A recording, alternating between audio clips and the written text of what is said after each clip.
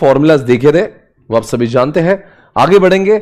आज हमें एक नया कॉन्सेप्ट पढ़ना है जिसका नाम है वैक weighted average cost of capital, वो भी पढ़ना है।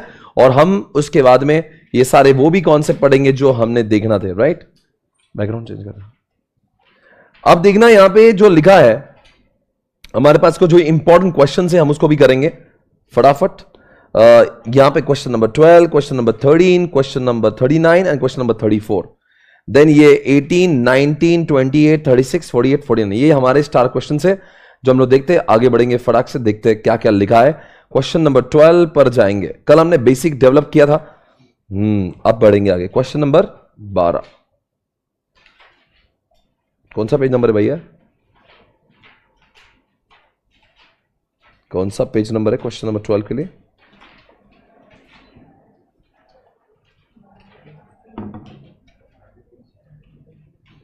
कौन से क्वेश्चन है हमारे पास?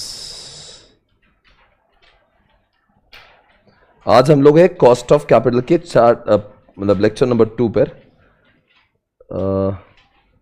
12, 13, 39, 34, 18, 19, 28, 36, 48 एंड 49। ठीक है, यस क्लास का टाइम वही है बेटा कोमल। ओके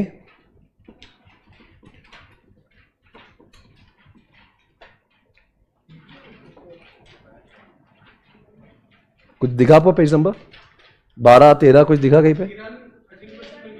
मिला? कौन से पेज? 13 कहाँ पे है?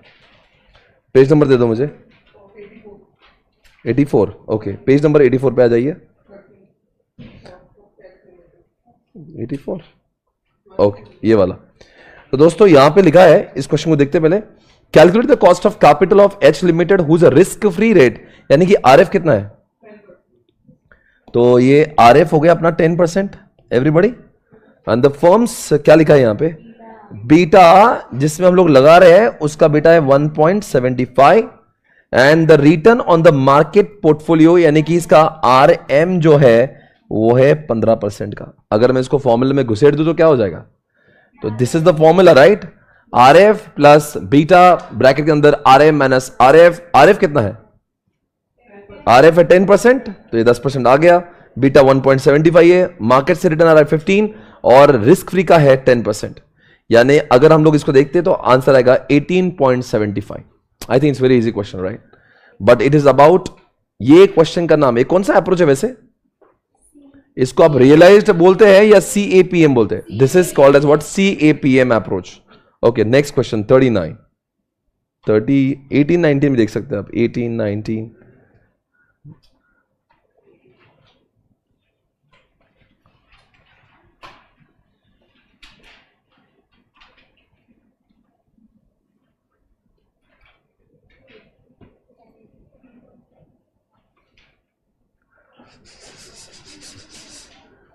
Okay, let's start guys. ये देखते हैं क्वेश्चन नंबर 15 को, पहले देख लो। पेज नंबर हूं 94। ओके, यहां से देखते हैं दोस्तों, यहां लिखा है calculate the cost of retained earning. आपको रिटेन्ड अर्निंग लेने की आपको KR निकालना है। KR, और KR मतलब के ही होता है। KR मतलब के ही होता है। तो इसका मतलब क्या होगा कि आपको यह करना है कि आपको के ही निकालना है। अगर आप के ही निकालो तो KR तक तो पहुंच ही जाएंगे, राइट एवरीवन? है ना? तो यहां पे क्या निकालेंगे? Cost of retained earning. D0 कितना है? 4.19। P0 कितना है? 50। ग्रोथ कितना है? 5%। फॉर्मूला बोलो जल्दी से। D1 upon P0 plus G। D1 कितना है मालूम नहीं, D0 मालूम है। 4.19 को 5% को ऐड करो, चलो। 4.19 प्लस 5% कितना आएगा आंसर? 4.39। और P0 कितना है? 50 प्लस कितना करेंगे? 5%। तो आंसर कितना आएगा? बोलो आंसर कितना आएगा? 13.79। This is the answer.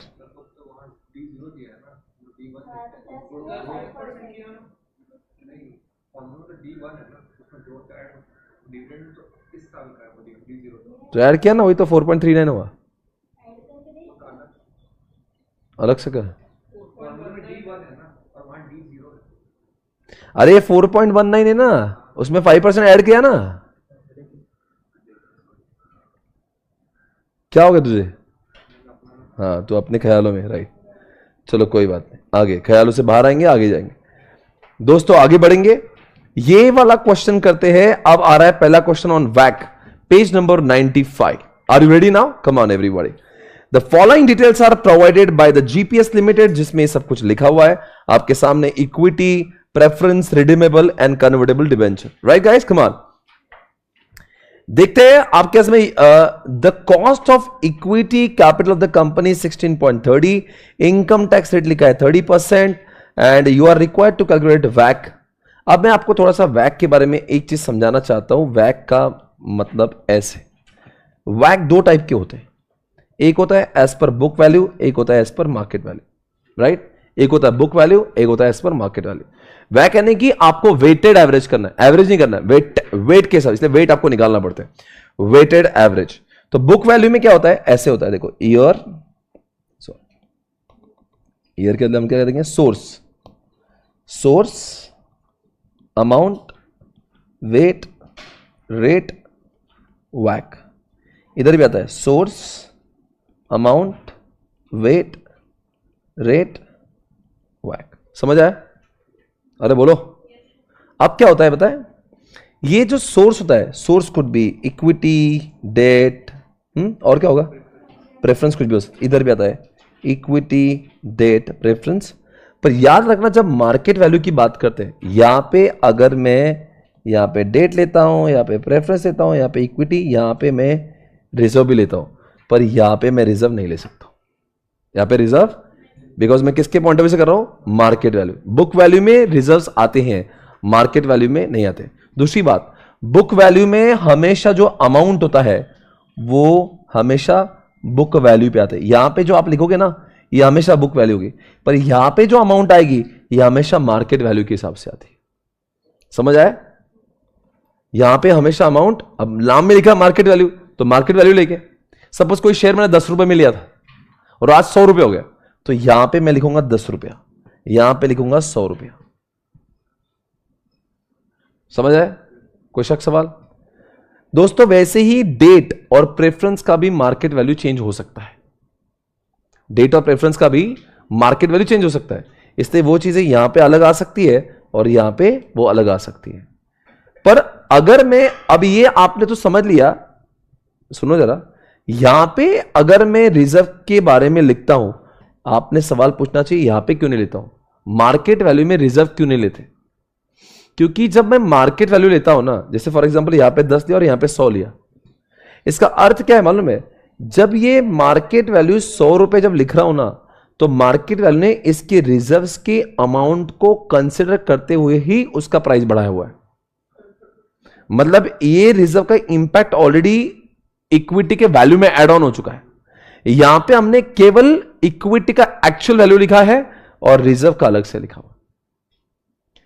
यहां पे जब आप मार्केट वैल्यू, बिकॉज मार्केट हमेशा कंपनी की रिजर्व्स को देखते हुए उसकी मार्केट की वैल्यू लगाता है। इसका मतलब क्या हुआ? Market value has already considered the amount of reserve. अगर मैं इक्विटी का मार्केट वैल्यू भी लिखूंगा और रिजर्व भी अलग से लिखूंगा, तो यह डबल वैल्यूएशन का काउंट हो जाएगा। It will be duplication, because मैं रिजर्व करते समय भी वो सोच चुका हूं, तो ऐसा मैं डबल नहीं कर सकता। Understood everyone? चलो फिर आप क्या बोलेंगे?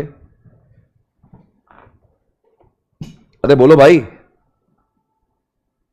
मैं आपको एक बात समझाता हूं। जैसे कि जब भी हम लोग कभी भी कोई कंपनी का वैक निकालते हैं, क्योंकि कंपनी बहुत सारे सोर्सेस से फंड्स लेती है, तो कंपनी ये नहीं बोलेगी हमारा डेट इतने का है, हमारा इक्विटी इतने का, प्रेफरेंस। इन जनरल पूछेंगे कि सबका मिला के कंपनी को क्या कॉस्ट गिरता है, वेटेड एवरेज कॉस्ट कितनी है, ये इन जनरल हमने समझना चाहिए। आई रिपीट अगेन, क्या बोला मैंने? कंपनी अगर बहुत सारे सोर्सेस से फंड ले रही है, तो आप ये नहीं बोल सकते इक्विटी का मुझे इतना देना पड़ता है, डेट का मैं इतना देता हूं। अरे ये सब छपरीपन छोड़ो, आप एक बताओ कि सबका मिला के क्या हो रहा है। तो इसलिए हम लोग निकालते हैं weighted average cost of capital.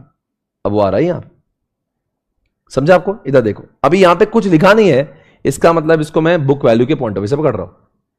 इसको मैं बुक, इधर देखो 5 कॉलम हमेशा याद रखे, source, wait, rate, source, amount, weight, rate, वैक, source, amount, source, amount, weight, rate, वैक, सोर्स, अमाउंट, वेट, रेट, वैक, source, amount, weight, rate, source, amount, wait, source, amount, weight, rate, वैक।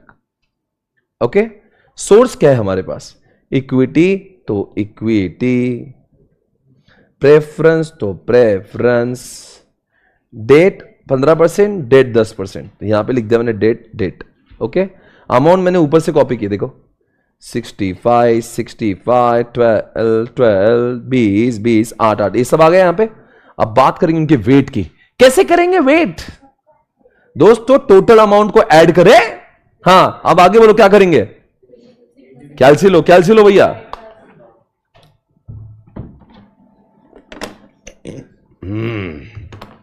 बोलो भैया क्या हो रहा है?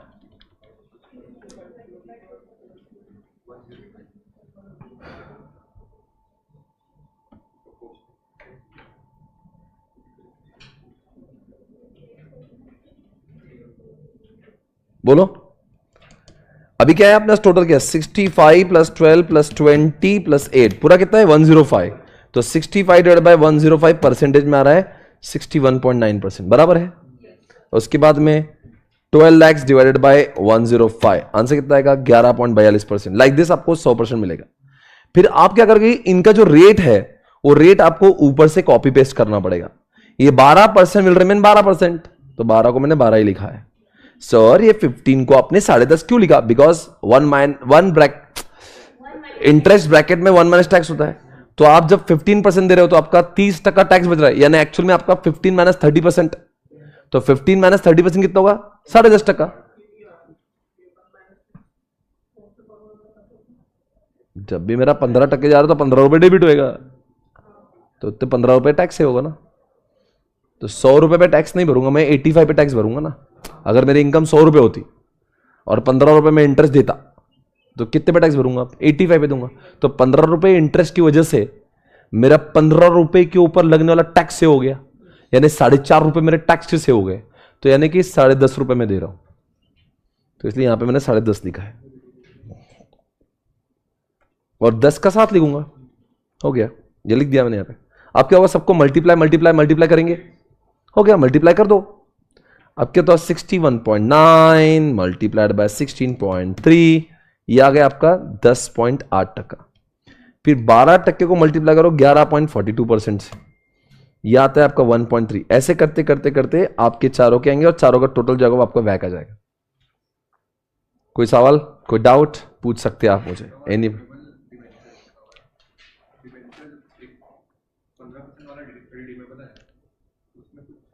कुछ नहीं कर सकते ना, यहाँ पे कुछ लिखा ही नहीं है तो क्या करेंगे? बस कुछ और दिया ही नहीं ना, उसका आरवी वैल्यू दिया है, रिडीमेबल वैल्यू दिया ही नहीं है, तो कुछ कर नहीं सकता हूं मैं। उसका लाइव भी दिया नहीं है ना। ओके, आगे बढ़ेंगे। मैं हूं क्वेश्चन नंबर,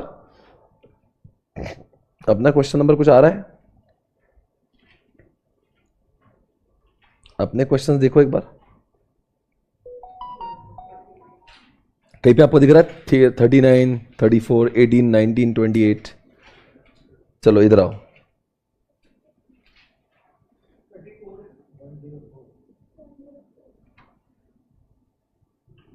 104 पे क्या है?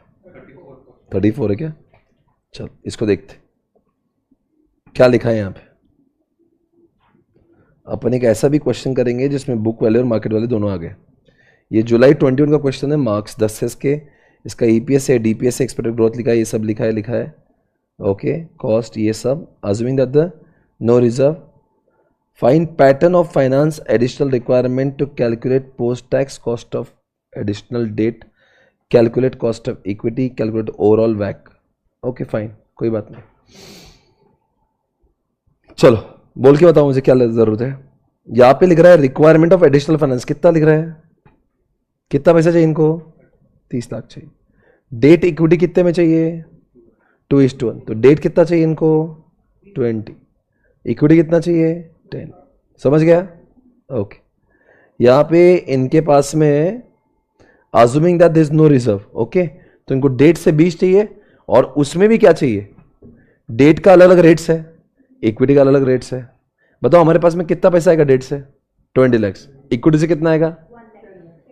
10 lakhs, है ना। तो 4 कॉलम बनेंगे, 5 कॉलम, सोर्स, अमाउंट, वेटा, रेटा, वैक, क्योंकि उनको क्या चाहिए? Weighted average cost of capital, है ना। तो चलो हमने यहां पे इसको क्या आ गया, सोर्स अमाउंट वेट रेट वैक कितना है, इक्विटी 10 लाख का, डेट कितना है 20 लाख का। कोई शक सवाल इसमें नहीं, आगे बढ़ेंगे। अब एक देखना पड़ेगा हमें, अगर मैं इसका वो निकालता हूं के ई, क्या निकालना पड़ेगा मुझे, के, बताओ के कैसे निकालेंगे। के ई के लिए D1 कितना है, ये उनका डीपीएस है 6, एक्सपेक्टेड ग्रोथ कितनी 6%, यानी कि D1 कितना आएगा 6.36 बराबर है। वापस P0 कितना है, करंट मार्केट प्राइस 120 रुपए, और प्लस ग्रोथ कितनी हो रही है 6%, कितना हो रहा है टोटल आंसर,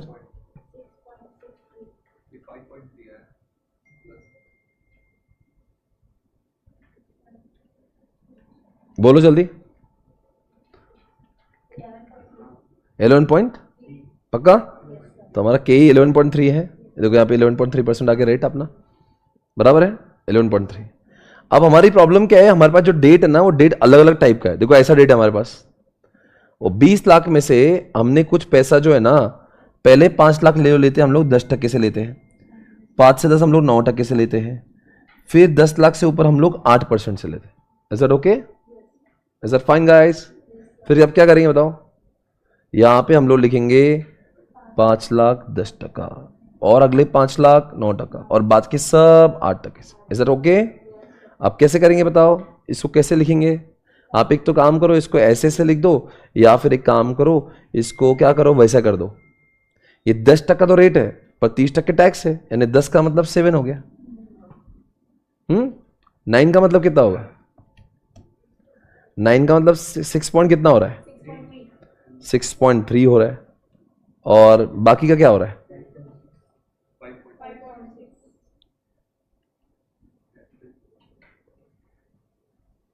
तो एवरेज कॉस्ट ऑफ कैपिटल कितना आएगा। अगर मैं आपको डेट का कॉस्ट बताऊं तो कैसे बताओगे आप, बताओ मैं आपको करके, इधर देखो। अगर मुझे डेट का कॉस्ट निकालने का है तो मेरे पास डेट की टोटल वैल्यू कितनी है 20 लैक्स, पर 20 लैक्स के मेरे पास अलग अलग रेट्स है। तो कैसे रेट्स होंगे, देखो 20 लैक्स, एक है 5 लाख, एक 5 लाख, तो 5 लाख मिला मुझे क्या रेट से,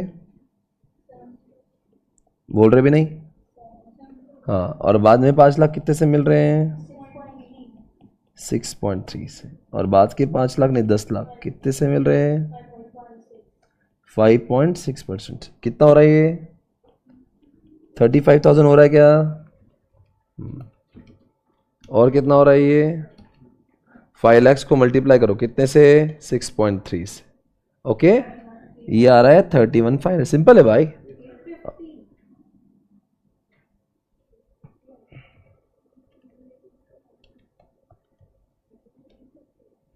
और ये आ रहा है मेरे पास में 56,000 रुपये, बराबर है। अरे मल्टीप्लाई कर रहा हूं मैं, कुछ नहीं कर रहा हूं। इतना आपको खर्चा लगा कितने के लिए 35,000, 31,500, then what 56,000, what is the total cost, बराबर है। इतना पैसा आपने कितने पे खर्च किया, तो कितना परसेंटेज हुआ ये, करो जल्दी, इतना टाइम नहीं अपने पास। 6.125 सही है, इसलिए मैंने क्या निकाला के डी, ठीक है 6.125 सही लिखा है 6.125। इधर देख लो 6.125 है क्या, है ना। अब क्या करूंगा मैं, इसका वेट निकाल लिया, इसका वर्ल्ड 1/3 है, इसका वेट 2/3 है, मल्टीप्लाई हो गया 7.849 आ गया, आंसर ओवर। क्या हुआ, आपने क्या किया बताओ, आपने के का कॉस्ट निकाला, केडी का कॉस्ट निकाला, यहां पे रख दिया, आंसर आ गया। अगर आप चाहे तो इस क्वेश्चन में ऐसे लिख सकते हो, पूरा डेट आप तीनों का अलग, डेट 1, डेट 2, डेट 3 लिखो, 5 लाख, 5 लाख, 10 लाख, आप ऐसा भी लिख के काम कर सकते हो। ओके, कोई शक सवाल आपको इसमें, हाँ वैसा वो के ही लगाएगा। अगर आप EPS1 ऐसा लोगे तो ठीक है, हमने DPS का पकड़ा है, कोई बात नहीं, आगे बढ़ेंगे। अब यहां पे आपके पास में मैं एक क्वेश्चन लेके आ रहा हूं, जो आपके पास में 27 है क्या उस काम का, एक बार इस क्वेश्चन को देखेंगे। ये भी एक अच्छा क्वेश्चन है 27 नंबर का, वो अपन देखेंगे। बस एक पेज नंबर याद रखो, बस कौन सा है ये पेज नंबर 1, इसको हम लोग देखेंगे, पर एक डिफिकल्ट नहीं है, थोड़ा सा इजी क्वेश्चन लेके आगे बढ़ेंगे। 28 वाला क्वेश्चन हमें देखना है। Okay, before the new proposal and after the new proposal, ये क्वेश्चन तो हमें करना ही है। अपने इतने सारे क्वेश्चन जो करेंगे लगभग ऐसा हो जाएगा कि हमें सारे क्वेश्चन की, सारे कंसेप्ट की जानकारी, डोंट वरी, ओके ना। कल्याणम लिमिटेड, जो लोग लाइव स्ट्रीमिंग देख रहे हैं आपको समझ आ रहा है, एक बार रिप्लाई कर दो जरा, कोई डाउट है तो पूछो मुझे। हम लोग करेंगे कल्याणम लिमिटेड।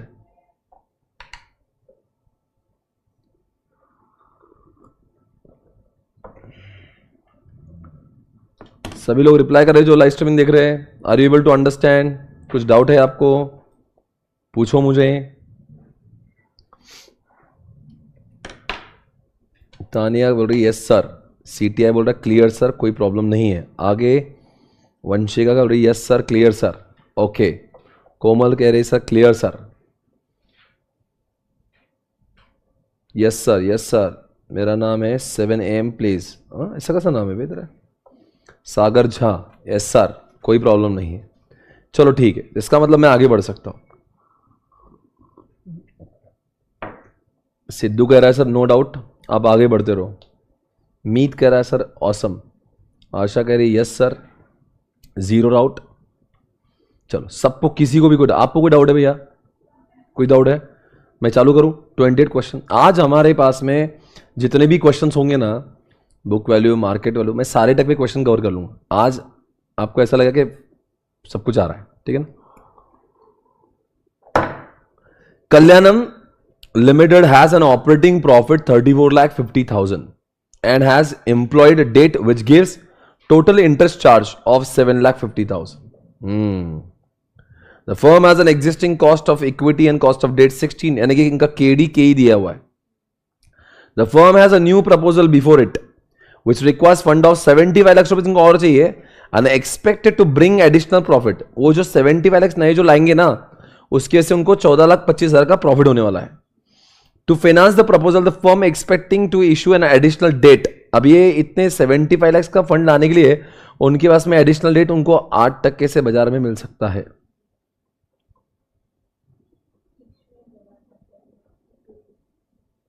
पेज नंबर कब तक क्या था? ये ना 11। ओके, यहां पे लिखा था कि 8% से उनको एंड विल नॉट बी, यानी कि जो नया पैसा आएगा 75 lakhs, वो पूरा के पूरा किससे आएगा? डेट से आएगा। और किससे नहीं आएगा? You are required to calculate weighted average capital before new proposal. अब पहले उनको कितने पैसे चाहिए थे? उनके पास थे 7,50,000 इंटरेस्ट चार्ज था, और the firm's existing equity and cost of debt कितना था? 16 and 8%, यानी कि डेट कितने का था? 16%। तो क्या आप मुझे टोटल डेट बता सकते कितनी है? बोलो कैसे? 7.5 लाख इंटरेस्ट है और वो 16% के भाव से है। 7.5 लाख को डिवाइड कर रहा हूं मैं 16% से, कितना आएगा? 8 है क्या? हाँ, 7,50,000 डिवाइड बाय 8%, 93,75,000। पर कॉस्ट ऑफ इक्विटी क्या है ना? अरे EBIT दिया है ना 3450, माइनस इंटरेस्ट कर दो तो कितना बचा? 27 लाख। वो 27 लाख डिवाइड बाय 16% कर दो, 1,68 लाख से। ये हमारे पास में दोनों की संख्या आ गई। दिख रहा है क्या? ये देखो यार, बराबर आई क्या दोनों? कैसा अटका है, कैसा क्वेश्चन है? फिर के लिए इसने डायरेक्ट नहीं दिया, अपने को अमाउंट भी ढूंढ के निकालना पड़ रहा है, समझा? इक्विटी डेट आ गया ये। अब बोलो वेट कैसे निकाले? अरे टोटल ले ली भैया, 2,62 लाख की वेट तो निकाला, बच्चों का काम है। और ये केडी के तो दिया। अरे ये 16% दिया, 8% क्यों लिया? ये पहले सर क्वेश्चन में दिया था, उसमें क्या करना? आ गया आंसर। अरे बेटा ये कॉस्ट ऑफ डेट लिखा है नहीं, पर कभी कभी क्वेश्चन में लिखा होगा ये केडी खुद ही है, तो ऑलरेडी वो टैक्स माइनस होने के बाद का होता है। जब वो लिखते इंटरेस्ट इतना है, इंटरेस्ट 15%, तो उसके अंदर टैक्स माइनस होगा। अगर बैलेंस शीट में लिखा होता 10% डिबेंचर, तो उसके अंदर टैक्स माइनस होगा। पर वो खुद ही लिखेंगे ये खुद ही केडी है, तो केडी तो टैक्स का इफेक्ट माइनस होने के बाद का ही होता है। हाँ जी। अब चलो आफ्टर में क्या हुआ? आफ्टर में दे आपकी जो है इक्विटी वैसी रहेंगी, क्योंकि आपने जो एक्स्ट्रा 75 लाख लाया वो किससे लाया है? डेट से। तो आपका ये एज इट इज है। कौन सा वाला? अरे कुछ बोलते क्या? ये कितना है? ये तो एज इट इज हो गया। अरे बोलो यारो। और आपका डेट पहले इतना था, आप डेट ये ऐड हो गया, तो आपके दो डेट हो गए। अरे पता है लकीली इसकी संख्या भी उतनी होगी, 1,68,00,000 से मिला उसको, सेम आ रहा है। दोनों डेट को मिला लो, कितना है? दोनों मिलाने में मुझे लग रहा है वो 1,68,75,000 ही हो रहा है, जो कि पहले इक्विटी का, इसलिए 50-50% हो गया। और इसको तो 8% से ही मल्टीप्लाई करेंगे। क्यों? क्योंकि नया डेट भी 8% से लिया आपने। पर अपना जो ये है इक्विटी, वो कैसे चेंज हो गया? अरे इक्विटी कैसे चेंज हो गया भैया? क्योंकि नए के साथ में आपका प्रॉफिट भी तो बढ़ा है। बोलो बच्चों, बोलो क्या बोल रहा हूं मैं? ये देखो ऐसा। कैसे? अभी नए के बाद में कितना प्रॉफिट बढ़ा है अपना, और पहले कितना था? तो 34,50,000 प्लस करो कितना? 14,25,000। बराबर बोल रहा हूं मैं? दोनों प्रॉफिट ऐड करो, दोनों इंटरेस्ट माइनस करो। दोनों का इंटरेस्ट कितना है? एक तो इंटरेस्ट 7,50,000 है, और दूसरा इंटरेस्ट कितना है? 6 लाख माइनस करो, फिर क्या होगा? 35,25,000 बच रहा है। उसको डिवाइड करो कितने से? ये कितना अमाउंट आया टोटल इक्विटी का? 1,68,75,000। परसेंटेज निकल गया वो 20.88। देखो आया 20.88। हो गया आंसर खत्म। कैसा था क्वेश्चन? कैसा? See I am not taking the regular questions. जो आपको 10 क्वेश्चन ऐसे कराऊंगा जो एक जैसे है, तो आपको मजा बहुत आएगा, पर उसका कुछ फायदा नहीं है। I am just trying to cover varieties, different varieties. Okay okay, आगे बढ़ते हैं। 39 करना है हमें।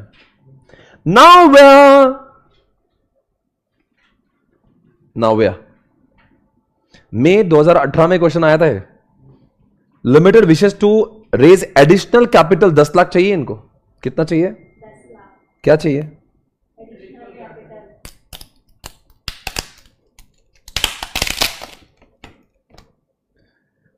एडिशनल कैपिटल 10 लाख रुपए। Okay, and it has a plan, it has 3 lakhs क्या है? In the form of retained earning. उनके उसमें 3 लाख रुपए ऑलरेडी है, यानी कि उनको चाहिए थे 10 लाख रुपया। अरे 3 लाख चाहिए थे भैया उनको। हाँ, इधर से क्या लिखो? उनको चाहिए डेट इक्विटी 4:6, यानी कि 4 and 6 बराबर है। 4 क्या है और ये क्या है? और पता है इन 6 लाख में से इनके ऑलरेडी 3 लाख रुपए किससे आए हुए हैं? ये रिजर्व से आए हुए हैं। और बाकी 3 लाख कहां से आएंगे? इक्विटी से। समझा क्या मैं क्या बोला? अरे समझा क्या भैया? क्या समझा बताओ? सर इनको 6 लाख चाहिए था ना, तो 6 लाख में से 3 तो ऑलरेडी रिजर्व में है ही। यानी कि मतलब क्वेश्चन का क्या होगा मालूम है? कुछ लोग क्या करेंगे, ए भैया 10 लाख है ना, 3 लाख अपने घर में ही ना, तो 7 को 7 lakhs का 4:6 नहीं होगा। 10 लाख चाहिए, 3 लाख घर में ही है, 7 लाख लाना है, 7 को 4:6 में डिवाइड नहीं का, ऐसा मतलब नहीं है उसका। 10 लाख का ही 4:6 आएगा, और ये 4 लाख किससे आएंगे? डेट से, और 6 लाख में से 3 लाख तो रिजर्व से है ही, और 3 लाख इक्विटी से, ऐसा उसका मतलब है। तो ये सब आ गया, ईपीएस आ गया, dividend pay out. Oh no guys, क्या खबरेंगे? बस कुछ नहीं, वैक निकालना है। बताओ बच्चों वैक कैसे निकालेंगे?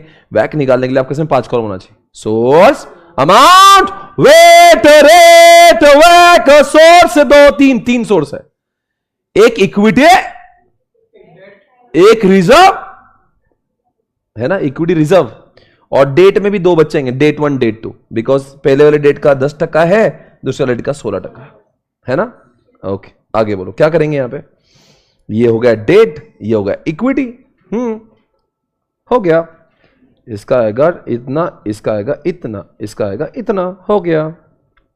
चलो आगे बोलो। Everybody welcome back. दोस्तों ये 4 लाख में से आपको 1,80,000 मिलेगा 10% से, और बाकी मिलेगा 16%। सर कहां लिखा है? अरे भाई क्वेश्चन में लिखा है, ऐसा क्या कर रहे हो आप? तो सर अगर मान लो डेट का पता है हमको 10%, तो 10% है, तो 10% में से टैक्स माइनस होएगा। हाँ, टैक्स है 50%, तो 10 बन जाएगा 5%, 16 बन जाएगा 8%, तो वो तो मिल गया। आप बताएंगे रिजर्व की वैल्यूएशन। तो ईपीएस दिया है, डीपीएस डी कितना दिया है भैया 2, एक्सपेक्टेड ग्रोथ कितनी है 10, यानी कि D1 के 2.2, मार्केट क्या 44 प्लस कितना करूं मैं 10%, कितना आएगा आंसर, कितना है 15%। ये हमारा क्या है के ई, और के ई इज इक्वल टू के आर, हो गया। आ गया क्या, देखो 3 लाख ये आ गया। ये तो वेट निकालना आसान है, कैलसी वाला काम है।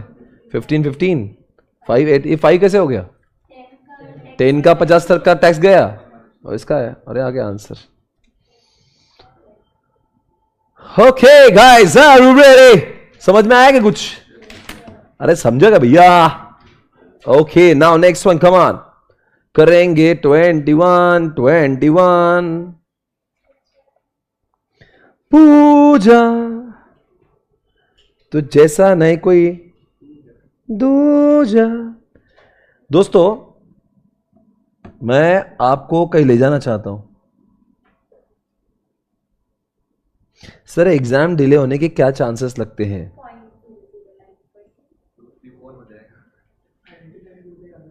क्या आपको क्या लगता है भाई, इसका क्या जवाब दूं? एग्जाम कब है? 3 मई से। और इलेक्शन कब है? तो लेट ही होगा ना फिर एग्जाम तो। क्यों? आईसीआई की वजह से सेंट्रल इलेक्शन लेट हो जाएंगे। They are very smart, they know how to play around. पता है इस क्वेश्चन में क्या है, आपको बुक वैल्यू से भी करना है और मार्केट वैल्यू से भी करना है, दोनों तरीके से करना है। पहली बार ऐसा संजोग आ रहा है जिसमें बुक वैल्यू और मार्केट वैल्यू दोनों से भी करना है। क्वेश्चन एक ही है, आंसर 2 आएंगे, है ना? आप बताओ ना बच्चों, वो 5 पॉइंट्स कौन से? Source, amount, weight, rate, back, ऐसा 2 बार करना पड़ेगा। ये देखो, ये करेंगे बुक वैल्यू से, ये करेंगे बुक वैल्यू है, ये मार्केट वैल्यू, राइट एवरीवन? चलो क्या करेंगे, सोर्स कितना बताओ? सोर्स में सब नाम दो, equity, preference, retained, debenture, term loan. Book value में तो सब आएगा, पर जब आप मार्केट वैल्यू बोलोगे इन 5 में से एक चीज नहीं आएगी, रिटेन्ड अर्निंग। ऑलराइट, तो पहले बुक वैल्यू कर लेते हैं। बुक वैल्यू में सारे रेट एज इट इज, 15, 1, 20, 10, 12.5, इन सबको एज इट इज यहां पे लिख दो ना। हो गया, लिख दिया? सर कुछ भी बदलाव नहीं बेटा, बुक वैल्यू क्वेश्चन में बुक वैल्यू दी है, इनके वेट निकालना तो बच्चों का काम है, वो भी निकालेंगे आप। आप रेट देखेंगे, रेट कैसे निकालते, rate can you please tell me guys, rate कैसे निकालेंगे? चलो सबसे पहले टर्म लोन का रेट बताओ, 15% में से माइनस टैक्स करो 40%, कितना होगा ये? 9% हो जाएगा। ये कितना है? 15.5% है क्या 13.5% है? डिबेंचर कितना है? 13.5 माइनस क्या करेंगे? माइनस 40%, कितना आएगा ये? रिटेन्ड अर्निंग तो उधर से निकाले। प्रेफरेंस कितना आएगा भैया? वो 11 विल रिमेन 11 नहीं। हाँ हाँ हाँ आपको केपी निकालना पड़ेगा, बिकॉज वहां पे रिडीमेबल है। देखो यहां पे लिखा है रिडीमेबल, लाइफ कितनी 10 साल है, करंटली सेलिंग प्राइस कितना 75 है, डिबेंचर रिडीमेबल आफ्टर 6 years, और सेलिंग एट क्या लिखा है? हे रिडीमेबल 10 years का। अच्छा ये यहां तक ही सीमित है, ये डिबेंचर आ गया। ओके फाइन, ठीक है। बोलो बच्चों केपी का फॉर्मूला क्या है? पीडीए, पीडी कितना है 11 प्लस आरवी 100, और आज कितना मिला हमारे हाथ में? 75।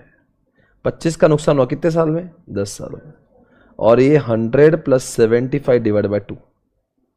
बोलो रे आंसर कितना भैया? अरे करो जल्दी यारो, अरे करो यारो। आंसर आ रहा है 15.43 बुक में। सर मैंने सारा बना लिया, वेरी गुड आकृति। 15.43। चलो केडी बताओ, केडी एक्सपेक्टेड, नहीं केडी किधर है? रिडीमेबल आफ्टर 6 years और सेलिंग एट 80, तो यानी क्या आएगा? केडी डिबेंचर कितना भैया? 15.5 माइनस 1 माइनस टैक्स प्लस, बोलो क्या आएगा? आरवी कितना है? आरवी 100। हाथ में पैसा कितना आया? 80। 20 किससे डिवाइड करूं मैं इसको? अरे किससे डिवाइड करूं मैं इसको? अरे कितने साल का है ये? और ये आएगा 90। आंसर बोलो कितना आएगा? केडी का आंसर कितना? 12 पॉइंट, देखो आंसर उनका सही है क्या? 12.7। कम ऑन एवरीबॉडी, 12.7%। रेडी ना? ओके, अब दोस्तों बात करेंगे के में क्या लिखा है? नेट एक्सपेक्टेड यानी कि अगले साल का, एक्सपेक्टेड यानी कि अगले साल का। सुनो एक बात मैं कह देना चाहता हूं आपको, बार बार इसको लेकर हम लोग बात नहीं करेंगे। इसको D1 मानते हैं, इसको D0। Expected next year, end of current year, हाँ, अपकमिंग पास्ट ईयर का डिविडेंड पेज है, ऐसा लिखा है करंट ईयर का डिविडेंड,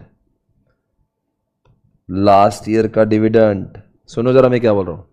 अगर ऐसे शब्दों का प्रयोग किया होगा, एक्सपेक्टेड डिविडेंड, नेक्स्ट ईयर का dividend, end of the current year का डिविडेंड यानी कि अगले साल का डिविडेंड, अपकमिंग डिविडेंड, तो उसका मतलब तो D1 होता है। ऐसा लिखा पास्ट ईयर, लास्ट ईयर, हाँ लिखा होगा। पेज देती आ रही है, current year, last year, past year, ये सारे शब्द D0 के लिए होते हैं। दिमाग में डाल दो इसको।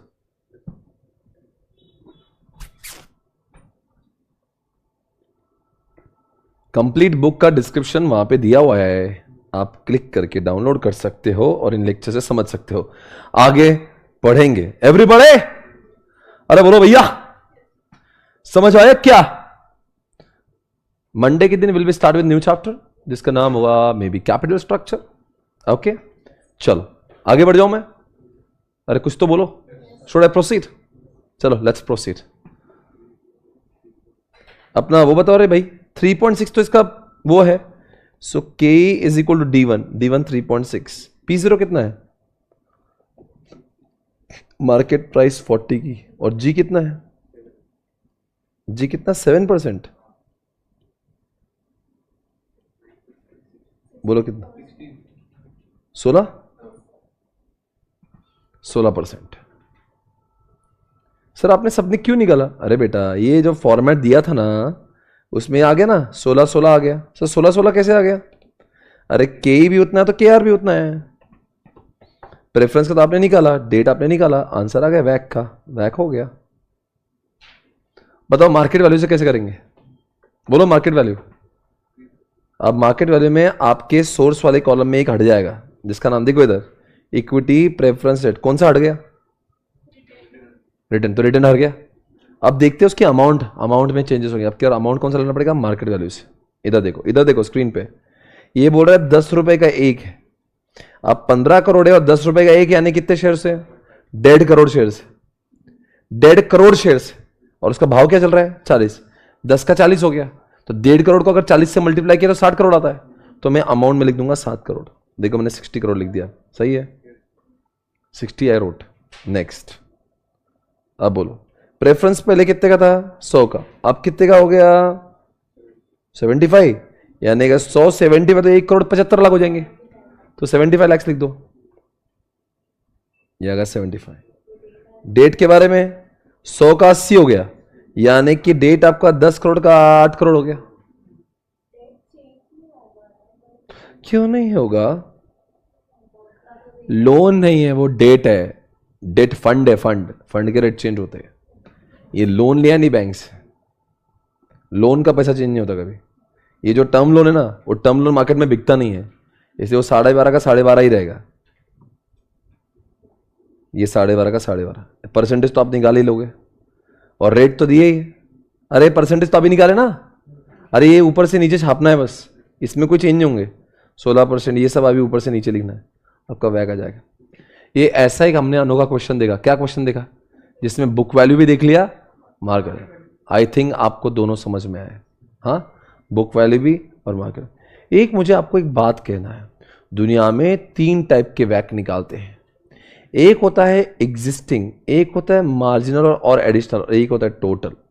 तीनों का फर्क है। कंपनी ने देखो यहां पे लिखा है, यहां पे लिख रहा है कंपनी मार्जिनल कॉस्ट 10 करोड़ का और रेज कर रही है अगले साल। तो अब उस केस में क्या होगा? The amount will be raised in equal and debt equal proportion. Company expects to return 1.5 crore earning, additional issue equal net price, ये इतना हो जाएगा, और डेट ये सब हो जाएगा। ये सब मुझे बाद में पढ़ना है, पर मुझे पहले पढ़ना है कि 3 टाइप के वैक निकलते हैं। वैक निकलता है एक एग्जिस्टिंग, जो हमारे पास पैसा है, तो एग्जिस्टिंग पैसा कितना है? तो ये एक तो 58.5 करोड़ का, तो वो ऑलरेडी निकाल लिया। एक होता है जो एडिशनल 10 करोड़ आ रहा है, सिर्फ उस 10 करोड़ का वैक, और एक होता है वो एडिशनल और पुराना दोनों वाला मिला के। तो इसलिए 3 टाइप के, देखो एग्जिस्टिंग 58, ये तो हमने निकाल लिया ऑलरेडी। 10 करोड़ का भी निकल सकता है और टोटल भी निकल सकता है। अब देखना है क्वेश्चन में एग्जैक्टली पूछा क्या था। क्वेश्चन में क्या पूछा था कि पहले तो आप 58 का निकाल दो, यहां पे निकालता ना, जो वेटेड निकालो 58.5 का। अब बोला है define the WACC weighted marginal cost of capital schedule for the company if it raises 10 crore next year given the following information। क्या? Define the weighted marginal cost of capital। Marginal मतलब क्या? Additional. यानी कि अब की बार हम लोग किसका निकालेंगे? कितने का निकालेंगे? केवल 10 करोड़ का। अगर वो बोलता है टोटल का निकालो, तो मैं 68.5 यानी कि दोनों अमाउंट को लिख के निकालता। पर अभी उसने क्या बोला है? अभी उसका क्या आएगा, उसके अंदर क्या क्या बोल रहा है, कैसे निकाला, 10 करोड़ कहां से लाया उसने? इसलिए आपको ये पैराग्राफ पढ़ना पड़ेगा। वो बोल रहा है इक्विटी और डेट का इक्वल प्रोपोर्शन है। आपको तो 5 करोड़ कहां से लाना है? आपको डेट से। और 5 करोड़ कहां से लाना है? और उस 5 करोड़ में भी बोल रहा है 2.5 करोड़ ऐसे आता है और 2.5 करोड़ वैसे आता है। तो डेट आएगा 2.5, और बाकी क्या आएगा? इक्विटी और रिजर्व। तो वो बोल रहा है रिजर्व में हमारे पैसे 1.5 करोड़ ऑलरेडी पड़े हुए हैं। तो हमारे पास रिजर्व है 1.5 का, इक्विटी 3.5 का, और डेट 2.5 और 2.5 का है। ये देखो यहां पे लिखा हुआ, देखो यहां बराबर है। देखिए रिजर्व उनके इसमें, उनको पहले तो 5-5 से ना, उनको दोनों आधा चाहिए। तो उनको डेट, उनको ये जो है ना डेट, ये 5 करोड़ का चाहिए और ये 5 चाहिए। तो इनको तो ऐसा रेट दिया है 2.5 की, दोनों का अलग अलग रेट्स है। रिजर्व ऑलरेडी 1.5 दिया है, ये 3.5 दिया हुआ है। वेट तो आपको समझ ही जाएगा। अब क्या करेंगे बताओ? वो डेट के सामने किसको लिखेंगे? बात देख लो, डेट का रेट क्या चल रहा है? एक का 15% है और एक का 16% है। टैक्स का रेट 40% है, तो 15 में से 40% गया तो 9%, और 16 में से 40% गया तो कितना आता है? तो ये आ गया, देखो यहाँ पे दोनों को मल्टीप्लाई कर दिया। अब बात करेंगे इक्विटी की। क्या बोला मैंने? इक्विटी। इक्विटी कैसे निकालेंगे? वो बोल रहा है कि अब जो इक्विटी है ना आपका, ये प्राइस हो जाएगा आपका 32, यानी कि आपका ये हो जाएगा P032। ग्रोथ कितना है? 7% ही रहेगा। और आपका क्या बोल रहा है वो?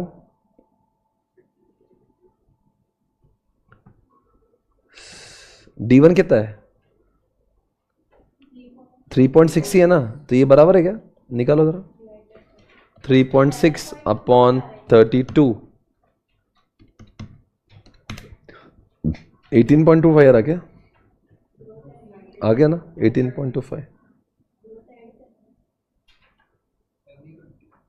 देखो जरा क्या क्या है यहाँ पे।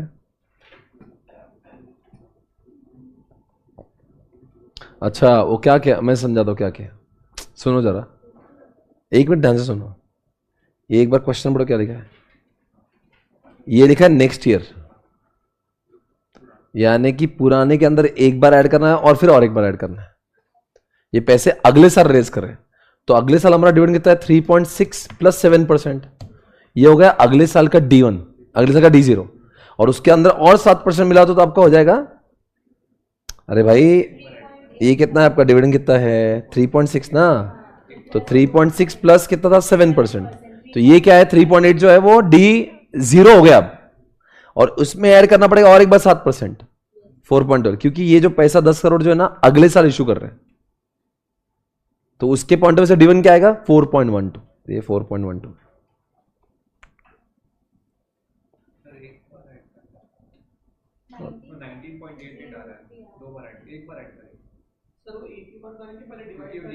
नहीं नहीं, D1 कितना है पहले वाला? अच्छा यही एक्सपेक्टेड है, ओके फाइन। हाँ हाँ, ये ऑलरेडी एक्सपेक्टेड था, 3.6 ऑलरेडी D1 था, तो उसके अंदर एक ही बार ऐड करना है, तो 3.82 है। 3.852 डिवाइड करेंगे उसके मार्केट प्राइस से, कितना मार्केट प्राइस है? डिवाइड बाय 32 हो गया, और ये कुछ तो 12 पॉइंट कुछ आ रहा है प्लस 7, तो 19.03 आ रहा है, तो ये 19.03 आपका इक्विटी आ रहा है। पर इसमें याद रखो दोस्तों, ये ऐसा एक अनोखा क्वेश्चन है जहाँ पे KR is not is equal to KE। क्यों मालूम है? बोलो क्यों? नहीं,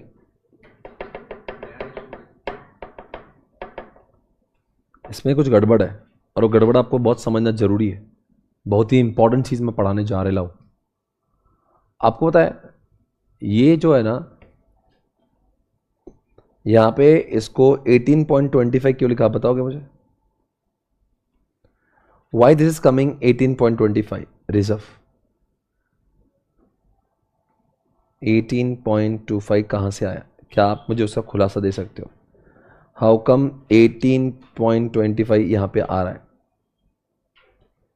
18.25 कहां से आया ये?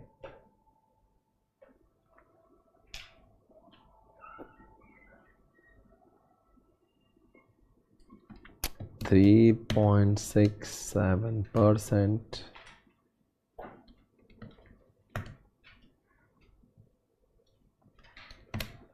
बोलो।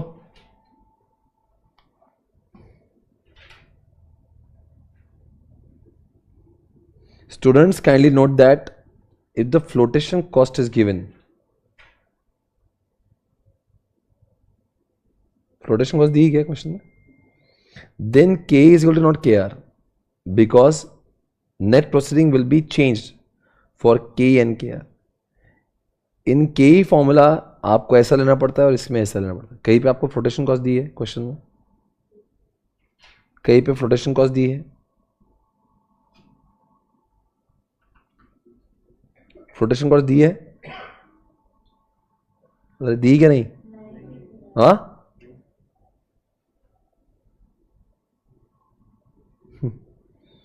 बोलो जल्दी। मैं आपको एक क्वेश्चन दिखाता हूं जहां पे ऐसा होता है। एक मिनट, आपको बहुत ही इंटरेस्टिंगली समझना पड़ेगा।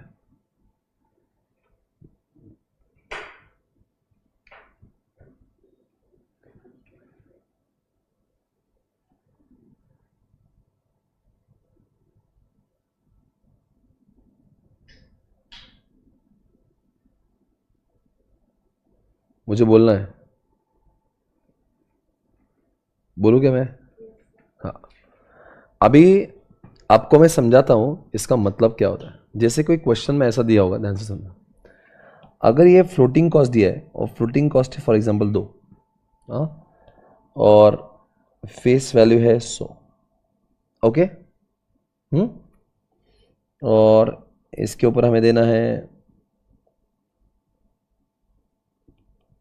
D1 ₹5, ठीक है ना, और ग्रोथ है 10%, ठीक है।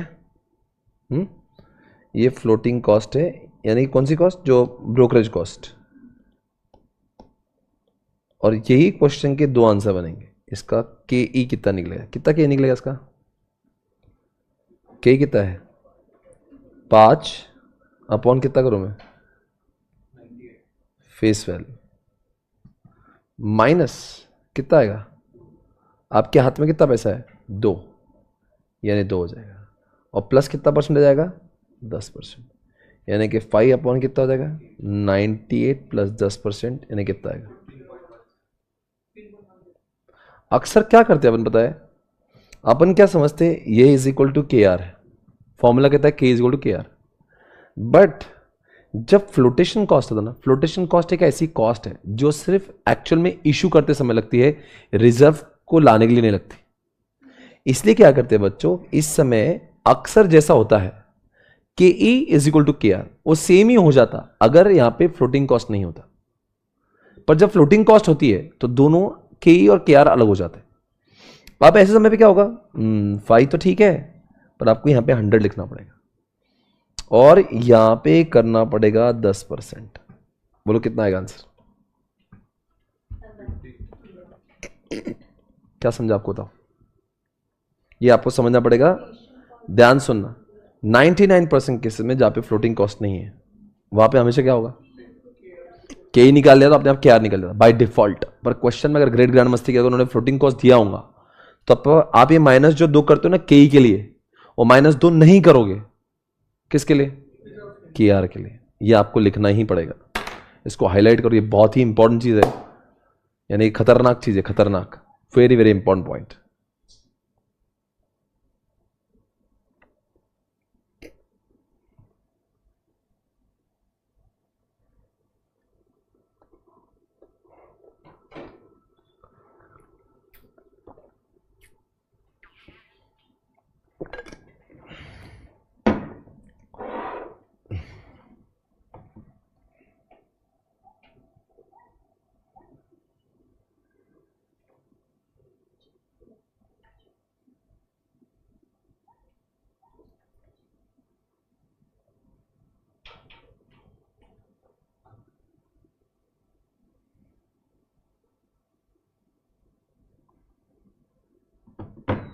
समझा? लाइव स्ट्रीमिंग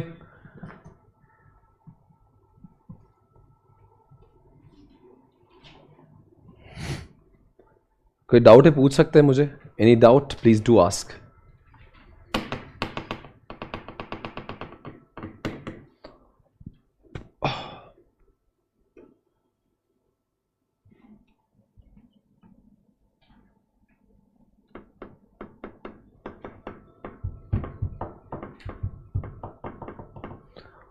तो अक्सर क्या होता है, के इज इक्वल टू के आर होता है, पर के इज इक्वल टू के आर कब नहीं होगा, जब वहां पे फ्लोटिंग कॉस्ट होगा। इतना दिमाग में डाल, क्योंकि फ्लोटिंग कॉस्ट वाले जो खर्चे सिर्फ के के लिए, वो के आर थोड़ी ना कोई इशू होता है, उसके लिए थोड़ी ना कोई ब्रोकरेज लगेगा। ये लिख लिया आपने? वही फर्क है। अगर मैं आपको यहां पे एक क्वेश्चन पे लेके जाऊं, तो अगर यहां पे एक क्वेश्चन पे लेके जाओ तो आपको ये एग्जैक्टली समझ में आएगा। ये भी एक 37 का क्वेश्चन है, वो देख लो, कुछ अजीब सा क्वेश्चन है। ये क्वेश्चन पे देख लो क्या लिखा है, सुनो ज्यादा ध्यान से। इधर देखो, अच्छा कंसेप्ट है। कभी आपने ये सुना है what do mean by x dividend? Dividend मिलता है कि नहीं मिलता उस पर? एक्स डिविडेंड पे मतलब मिलता नहीं। The ordinary shares are currently priced at 39 ex dividend, preference shares are priced at 18 cum dividend, the debentures are selling this, ये लिखा है ex interest, the applicable tax rate ऐसा लिखा है इतना, कॉस्ट ऑफ, ये देखो बच्चों क्या लिखा है यहां पे, ध्यान से देखना।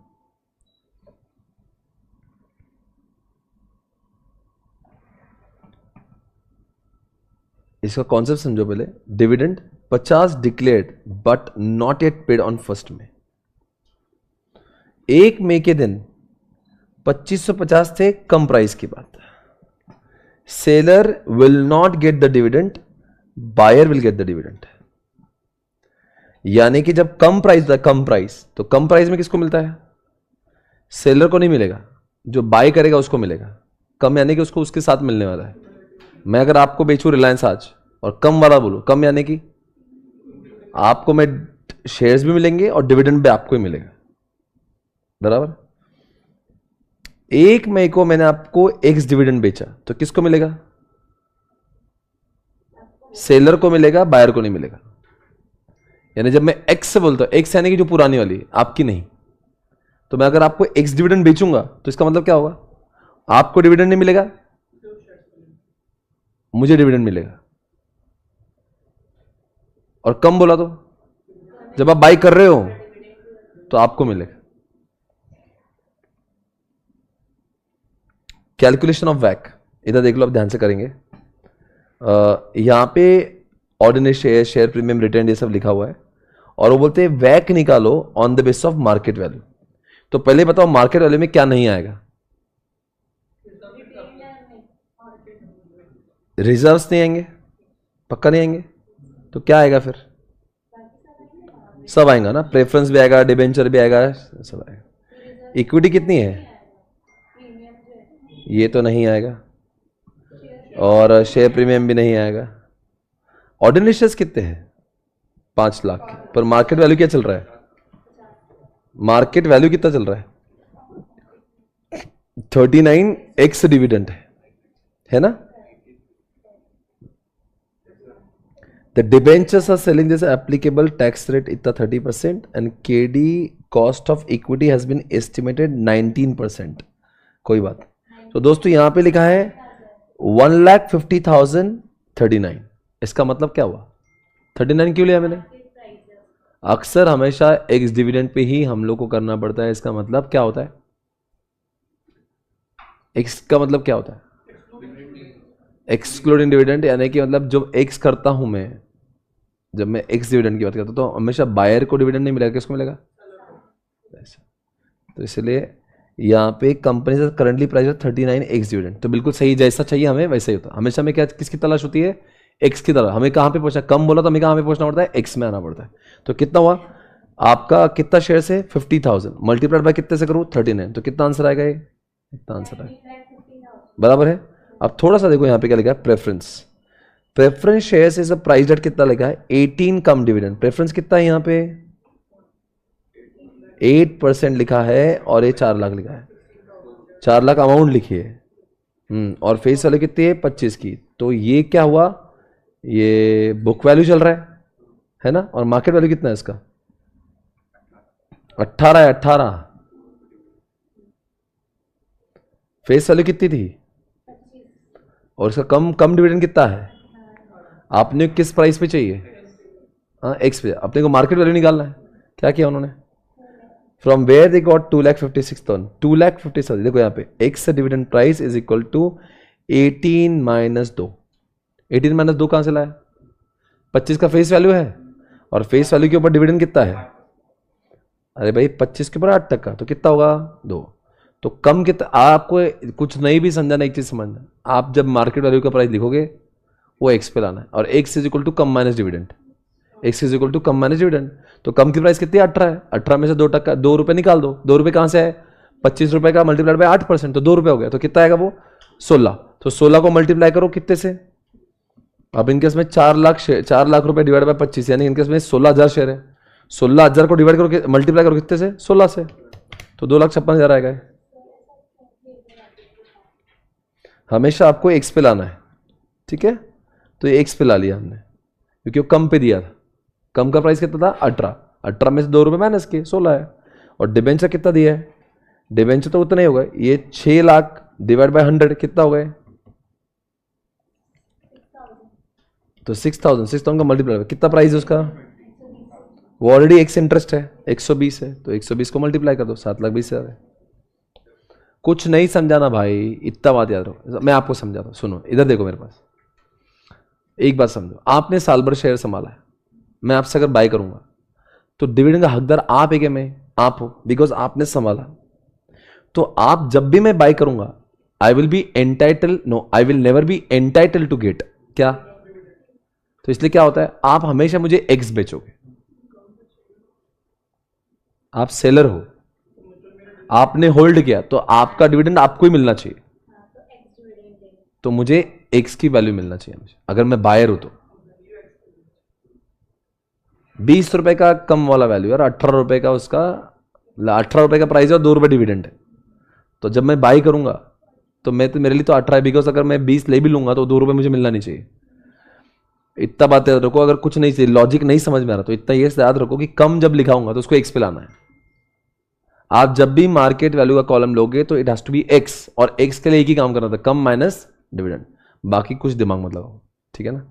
I think it's over guys. Sir इसमें क्या करना पड़ेगा? अब कुछ करना ही नहीं भैया, इसमें इसका वेट तो दिया हुआ है और रेट तो आप निकाल ही लेंगे। इसमें यही पॉइंट इंपॉर्टेंट था। Okay fine.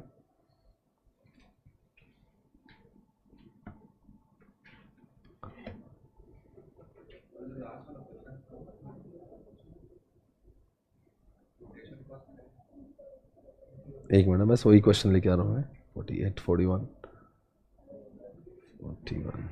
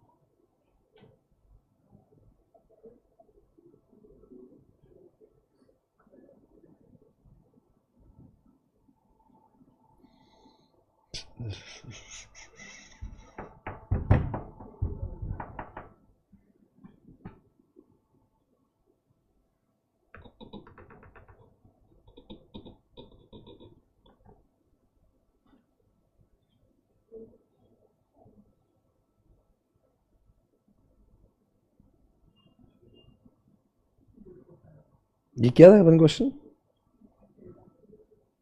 ये हमने 33 किया क्या? नहीं किया ना?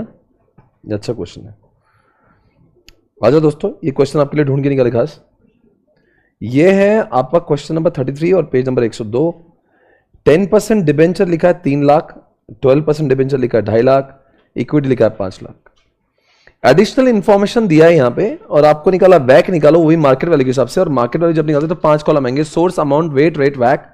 और आप बताओ उसमें 5 कॉलम में कितने सोर्स के पॉइंट कितना? सोर्स में डिबेंचर भी आएगा, प्रेफरेंस भी आएगा, इक्विटी। तो देखो यहाँ पे आपने लिख दिया डिबेंचर आ गया, प्रेफरेंस आ गया, इक्विटी आ गया, राइट। अब उसकी मार्केट वैल्यू निकालना है, तो मार्केट वैल्यू कितनी है वो देखना पड़ेगा। अभी क्या 3 लाख रुपए के थे और तब क्या था इनका 100 का 110 हो गया, यानी 3 लाख का 3,30,000 हो गया। तो ये 3,30,000 हो गया। उसके बाद में ये 2.5 लाख है, तो यहां पे 100 रुपए की चीज 108 रुपए हो गई, यानी 2.5 लाख में 8% बढ़ा दो, 2,70,000 हो गया। और ये था 10 रुपए का, ये कितने का हो गया 25, ये 2.5 गुना बढ़ गया। तो 5 लाख का 2.5 गुना यानी 12.5 लाख हो गया, ये हो गया 12.5 लाख। इसकी टोटल आ गई इतनी और एक परसेंटेज भी आ गए, ठीक है ना। अब उसका क्या निकालना है? अरे बोलो क्या निकालना है? उसका केडी के निकालना है। तो केडी कैसे निकालेंगे बताओ? केडी है इसका फ्लोटेशन कॉस्ट 2 रुपया, द मार्केट प्राइस कितनी है 110 रुपए। तो कैसे निकालेंगे बताओ? आरबी कितना है और कितना है?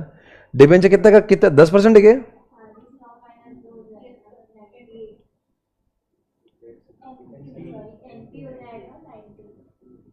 कौन सा पेज है यार?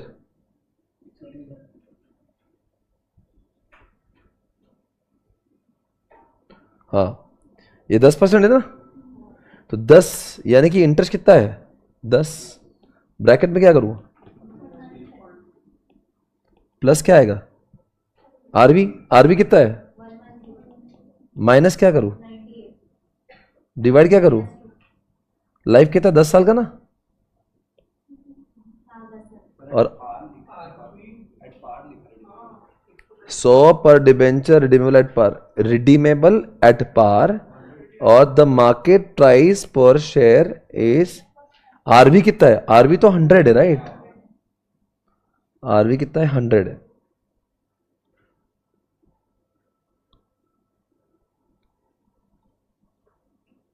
हमें फ्यूचर में कितना देना है उसको? रिडीमेबल एट पार लिखा है ना, यानी कि आपको फ्यूचर में 100 रुपए देना है। आज अपने हाथ में कितने पैसे आए? 110 आए है ना, और माइनस कितने करेंगे 2 रुपए फ्लोटेशन कॉस्ट। हाथ में कितने पैसे आए? 110 माइनस 2 आए,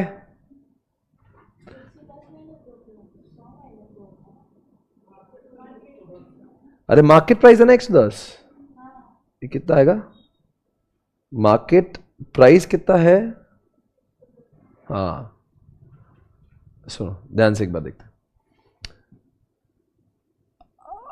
आपने जब इशू किया था वो इशू क्या था 100 रुपए में, और रिडीम भी करना है कितने में, पर सिर्फ मार्केट प्राइस उसकी इतनी है। तो मार्केट प्राइस उसको क्या करेंगे, ये तो मार्केट प्राइस के लिए लिख देंगे। तो अपना आरवी कितना है, जो मैंने इसके पहले बोला था वो गलत बोल रहा था, तो ये कितना हुआ 100, यानी आपका रिडीमेबल वैल्यू 100 है। और आज आपके हाथ में कितने पैसे आएगा, 100 माइनस 2 है तो 98, बताओ। ठीक है, ये सब हो गया। तो इसका आंसर है 7.21। अब यहां पे पता तो कितने पैसे है, प्रेफरेंसेस 100 पर प्रेफरेंसेस रिडीमेबल एट कितना 3% प्रोटेक्शन कॉस्ट। बताओ आपके इसमें 100 रुपए की चीज कितने में, आपने 97 रुपीज आपके, तो आपका एनपी 97 आएगा, और आपका रिडीम जब करोगे तो कितने पे रिडीम होगा, 100 पे रिडीम होगा, बराबर है। और ये मार्केट प्राइस क्यों दिया होता था, कि वो मार्केट प्राइस का जो वैल्यू है उसके लिए आता है, ठीक है ना। तो आप बताओ इसका कितना आएगा केपी। सो केपी आने के लिए क्या करना पड़ेगा आपको ये 12 करना पड़ेगा, 12। हाँ, आरबी कितना है, आरबी 100 है, आज हाथ में कितना है, डिवाइड बाय कितना करूं, और होल अपॉन कितना करूं,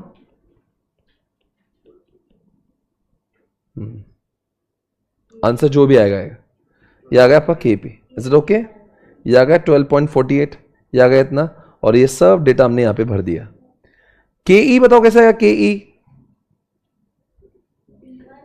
4 आपका equity shares has a 4 flotation cost, market price तो 25 तो आएगा नीचे P0।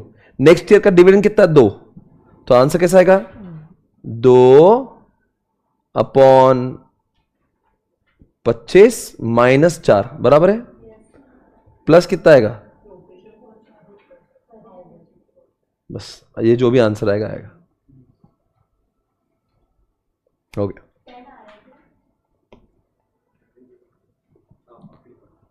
बस ये डालना है उसमें, आ गया आपका आंसर।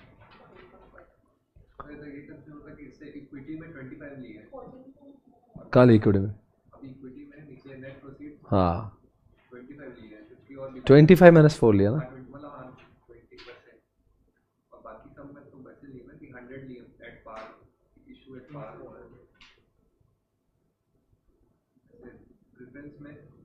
शेयर मार्केट में जब हम लोग कभी भी कोई इक्विटी इशू करते हैं तो वो कभी भी फेस वैल्यू पे थोड़ी ना करते।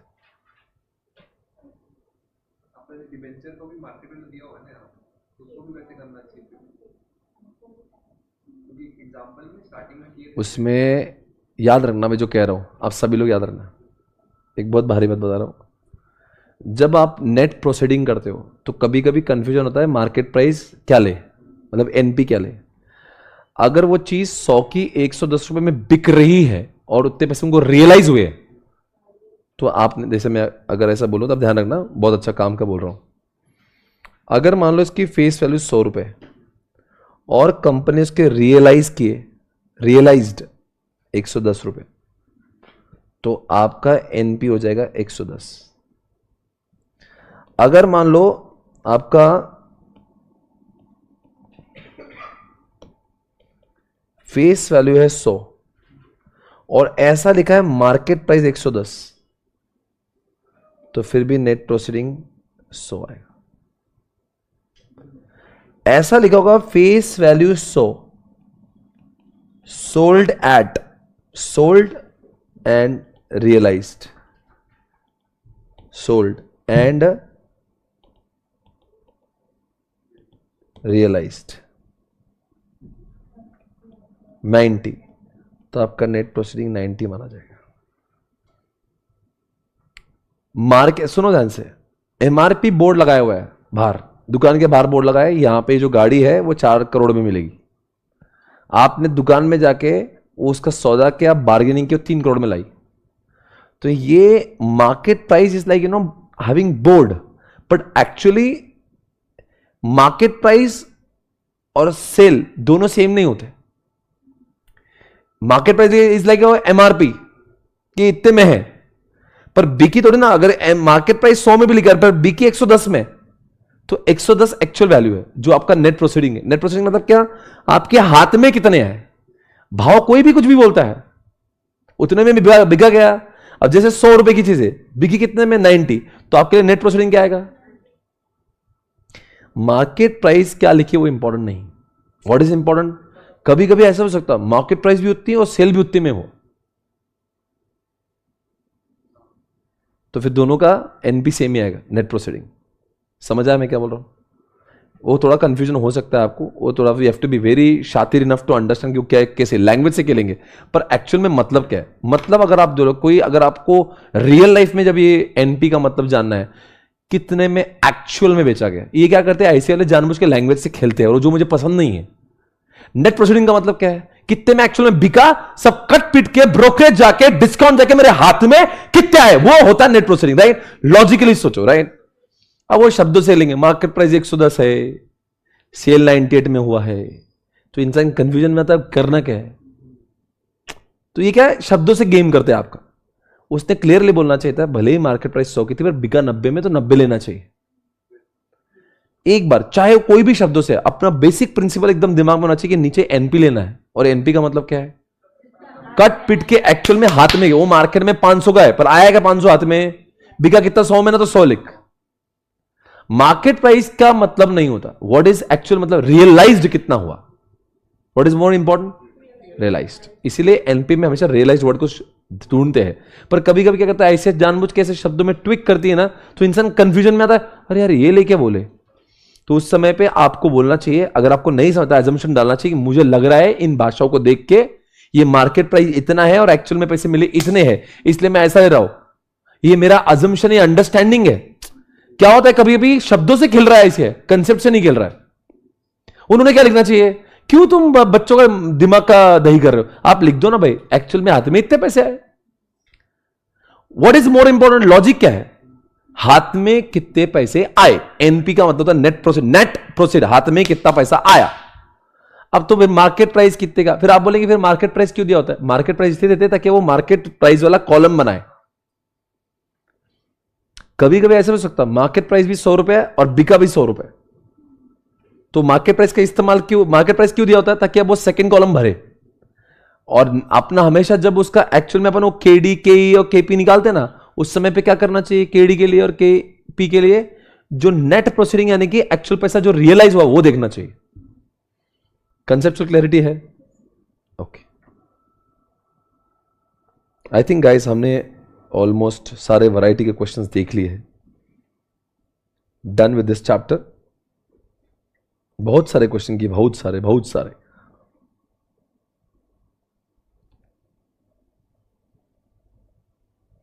इतना क्वेश्चन सॉल्व कर दो, ये 5 मार्क के लिए था 2019 में। इतना सॉल्व आप खुद करेंगे। I am waiting for you all. Page number is 99।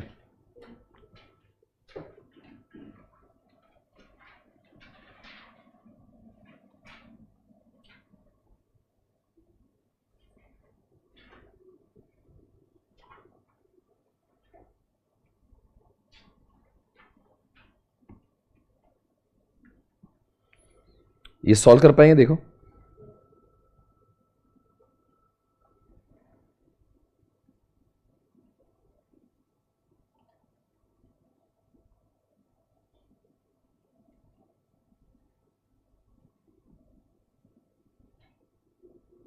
Date 4 lakh रुपए है तो इक्विटी कितना? अरे 10 लाख चाहिए ना, 10 में डेट कितना है तो इक्विटी कितना है? तो सोर्स की कॉलम में क्या आएगा? इक्विटी आएगा 6 लाख, और डेट के भी 2 बच्चे बना दो, बिकॉज डेट 2 लाख के लिए अलग रेट है और डेट 2 लाख के लिए अलग रेट है। तो मुझे लगता है सोर्स में तीन चीजें आएगी, एक इक्विटी और डेट 1 आएगा और डेट 2 आएगा। अमाउंट कैसे आएगी? 6 लाख 2 लाख 2 लाख, 6 लाख 2 लाख 2 लाख। परसेंटेज कैसे आएगी? 60%, 20%, 20%। अब लिखा दो केडी। केडी कैसे आएगा भैया?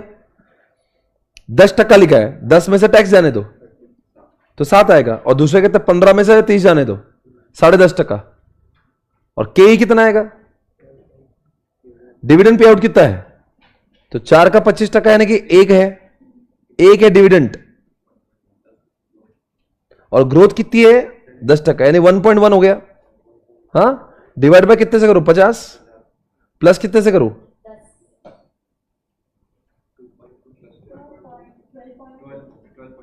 12 पॉइंट।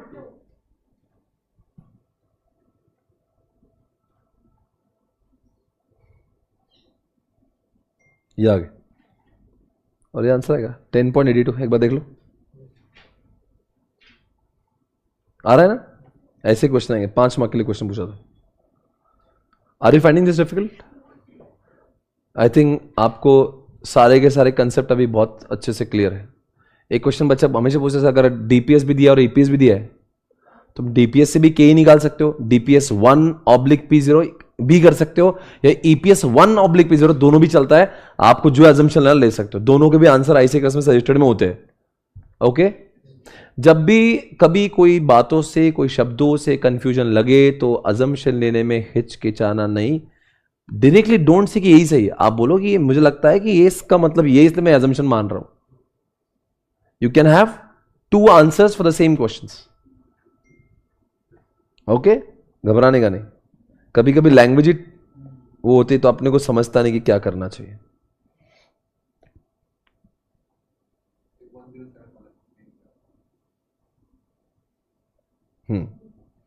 ये वाला देखो जो मैं कह रहा हूं, ये देखो यहां पे, ये वो क्वेश्चन में बड़े देर से तलाश थी इसकी कि ये अलग अलग क्यों आया, इक्विटी और रिजर्व का परसेंटेज अलग क्यों है। हाँ, हालांकि ये क्वेश्चन मार्केट वैल्यू से किया हुआ है। अब सवाल उठ रहा है, जब कोई मार्केट वैल्यू से ही क्वेश्चन किया हुआ है तो उसमें रिजर्व आया क्यों? मार्केट वैल्यू में जनरली रिजर्व आता नहीं, पर कभी कभी उनका जो केई और केआर जब डिफरेंट होता है ना, तो मुझे रिजर्व लेना पड़ता है। ये क्वेश्चन को मुझे करना ही पड़ेगा। इधर देखो, ये बहुत ही अच्छा क्वेश्चन है।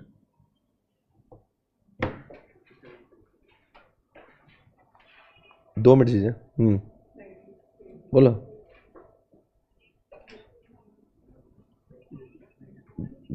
दो मिनट कॉल करो, 2 मिनट। मित्रों, कॉस्ट ऑफ इक्विटी कितना लिखा है? अरे बोलो, कॉस्ट ऑफ इक्विटी कितना? 10 पॉइंट। और रिटर्न अर्निंग कितना दिया हुआ है? यानी कि दोनों के दोनों there are 50,000 equity shares of 10 each, and return earning कितनी है? 15 लाख है ना? तो इसका मतलब क्या होना चाहिए? मार्केट प्राइस दी 50 की, यानी 50,000 को 10 से मल्टीप्लाई करने के बदले अब आपको 50,000 को 50 से मल्टीप्लाई करना पड़ेगा। बराबर कह रहा हूं कि नहीं? तो 50,000 को मल्टीप्लाई करो 50 से, तो कितना? 25 लाख। तो आप 25 लाख ही लिखना चाहिए अपने एक्चुअल में, अगर आप, और रिजर्व को इग्नोर करना चाहिए। और 25 लाख को कितने से मल्टीप्लाई करना चाहिए? ये डायरेक्ट 10.41 से मल्टीप्लाई करना चाहिए। देखो ऐसा करना चाहिए नहीं? देखो देखो, ऐसा होना चाहिए। देखो मैंने जानबूझ के, ये इनकरेक्ट है। 25 लाख और 10.41 ऐसा करना चाहिए आपने। अरे बोलो यार, पर ये गलत है। क्यों गलत है? क्योंकि दोनों के रेट, अब आपको क्या करना पड़ेगा? 25 लाख ही रखना है, पर 25 लाख के 2 पार्ट में डिवाइड करना है। 25 का कुछ कुछ आएगा इक्विटी में, कुछ कुछ आएगा रिजर्व में। और सर वो कैसे डिसाइड होगा कुछ कुछ कितना? बच्चों पहले कैसा था? ये 5 लाख था और ये 15 लाख था। क्या 5 लाख और क्या 15 लाख? अरे रिजर्व 15 लाख था ना, तो ये क्या रेशो में आते हैं दोनों? ये 1:3 में आते हैं। तो आप क्या करो, ये 25 लाख का वैल्यू 25 लाख ही रखो, इसको 1:3 में डिवाइड करो, यानी कि 6.25 लाख और 18,75,000 बराबर है। देखो 6,25,000 और 18,75 बराबर है। मैंने इस अमाउंट को 25 का, देखो इनकरेक्ट में भी 25 ही था ये, और इधर भी 25। मैंने क्या किया, सिर्फ वो 25 को 25 ही रखा है, सिर्फ उसको ब्रेक डाउन किया है। कई लोगों को लग रहा हो मैंने रिजर्व लिखा, मैंने रिजर्व नहीं लिखा है। मैंने 25 लाख को, मैंने 25 लाख प्लस 15 लाख नहीं लिखे। अरे वो 50,000 मल्टीप्लाई बाय 50 का वैल्यूशन 25 लाख ही है ना, तो अभी भी मैंने 25 लाख ही रखा है। मैंने 25 लाख प्लस 15 लाख नहीं लिखे, सिर्फ मैंने 25 लाख को ही 2 पार्ट में डिवाइड किया है। और वो क्यों किया है? बिकॉज ये मल्टीप्लीकेशन वाला जो फिगर वाला जो रेट है ना, वो दोनों का अलग है ना। अगर दोनों का रेट सेम होता ना, तो मैं 25 लाख को 25 लाख ही लिख के मल्टीप्लाई बाय 10.41 कर देता। बोलो सही चल रहा है क्या? और अभी सर आपको समझा नहीं 10 समझा ना? ये वाला चीज मैं आपको पहले समझा रहा था कि जब भी क्या क्या नहीं, जल्दी से बताओ, केआर और केई अलग होंगे तो आपको लिखना है वही वैल्यू जो मार्केट वैल्यू ऑफ इक्विटी है, पर उसको ब्रेक। सर अगर मान ले तो, अरे क्या बहुत कुछ फर्क नहीं पड़ा है। इसका आंसर 10.41 आ रहा था, इसका पॉइंट 10 पॉइंट कितना आ रहा है? 10.10। ये जो 30 का फर्क पड़ा है ना, वो इसलिए बिकॉज यहां पे हमने इसको 10% से मल्टीप्लाई किया और इसको 10.41 से किया, वो इसलिए वो 30 पैसे का फर्क आया। Did you understand this? This was the question I was searching for. तो this chapter is over guys. I hope आप बाकी सारे क्वेश्चंस आप लोग करेंगे रफ्तार की बुक से, अच्छे से करें, सभी क्वेश्चन सॉल्व करें। एवरीबॉडी, कोई शक सवाल, कोई भी डाउट है तो मुझे आप पूछ लेना। Okay guys, thank you so much, take care, bye bye. Monday को मिलेंगे एक नए चैप्टर के साथ में। ओके, मंडे ठीक हम लोग शाम में मिलेंगे 5:15 बजे। Thank you so much, take care, bye bye. I will see you for the next chapter. Okay, take care, bye bye. चालू हो गई यार।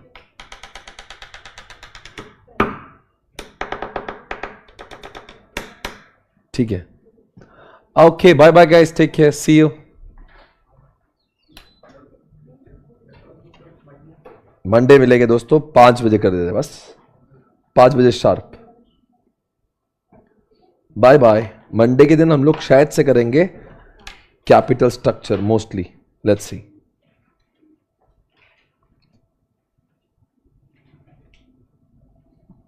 Thank you guys, take care, bye bye.